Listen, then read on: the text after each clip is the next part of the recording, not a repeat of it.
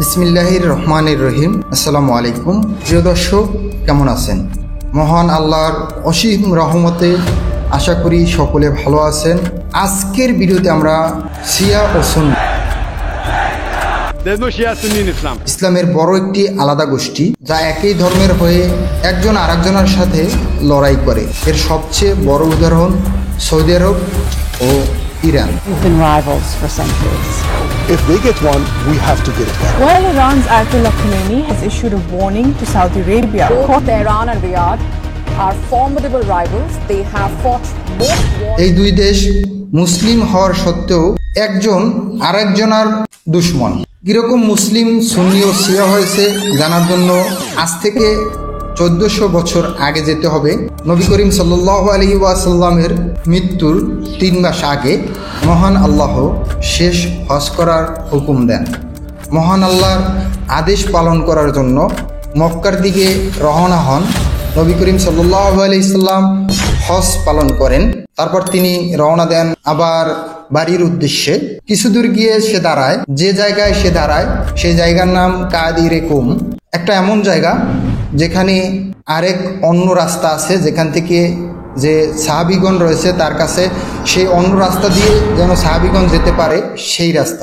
সেখানে দাঁড়ায় মহানবী হযরত সাল্লাল্লাহু আলাইহি সাল্লাম বলেন, আমার বিশ্রামের জন্য ব্যবস্থা করো। তার সাহাবীরা একটি বিশ্রামের জন্য তার জায়গা তৈরি করে দেয়। মহানবী সাল্লাল্লাহু আলাইহি সাল্লাম বলেন, হে মানুষ শোনো, আমিও একজন মানুষ। হয়তো আজরাইল আলাইহিস সালাম ফেরেশতা আসবে, আমাকে মৃত্যুর জন্য দাওয়াত দেবে, আর আমি সেই দাওয়াত কবুল করে নিব। কিন্তু আমি দুটি বড় জিনিস রেখে যাচ্ছি, একটি হলো কোরআন ও অন্য একটি হলো আমার জীবন। এগুলো তোমরা মেনে চলো। ও তারপর ইমাম আলীকে ডাকলো ও বলল, আমি যার মাওলা, ইমাম আলীও তার মাওলা। মহান আল্লাহকে উদ্দেশ্য করে বললেন, হে আল্লাহ, তারে ভালোবাসেন যে আলীকে ভালোবাসে। যে আলীর সাথে দুশ্মনী রাখে তার সাথে আপনিও দুশ্মনী রাখেন। আরবিতে মওলা মানে সর্দার বা লিডার। নবী সাল্লাল্লাহু আলাইহি সাল্লাম ইমাম আলী রাদিয়াল্লাহু তাআলাকে লিডার বা সর্দার বানিয়ে যান। অনেকে সাহাবারা সেখানে উপস্থিত ছিলেন, তারা মোবারকবাদ জানান। তো আমরা মূল আলোচনা করব আজকে শিয়া ও সুন্নি নিয়ে। তো সেখান থেকে মহানবী সাল্লাল্লাহু এর 3 মাস পরে মহানবী সাল্লাল্লাহু আলাইহি সাল্লাম মৃত্যুর কিছুক্ষণ আগে তার সাহাবিগণদের কাছে বলেন, হে সাহাবিগণ, আমার কাছে একটি কাগজ ও কলম দাও। তখন সাহাবিগণরা সেই কাগজ কলম দিতে অস্বীকার করে, কারণ সাহাবিগণরা বলে, এখন মহানবী হযরত মুহাম্মদ সাল্লাল্লাহু আলাইহি ওয়াসাল্লাম অসুস্থ, তো সে এখন কি লিখবে? তারা বলে, আমরা কোরআন ও হাদিস তো পেয়ে গেছি, তার জীবনী, মহানবী সাল্লাল্লাহু আলাইহি ওয়াসাল্লামের জীবনী পেয়ে গেছি। কলম ও কাগজ তখন দেয়নি দেখে আজকে এই শিয়া ও সুন্নি একটু মতবিরোধ হয়। তো তার পরবর্তীতে মহানবী সাল্লাল্লাহু আলাইহি ওয়াসাল্লাম মৃত্যুবরণ করেন। তখন আলী রাদিয়াল্লাহু তাআলা কবর দেওয়ার জন্য ব্যস্ত থাকেন। তখনই এদিকে আবু বকর রাদিয়াল্লাহু তাআলাকে খলিফা হিসাবে নিযুক্ত করেন।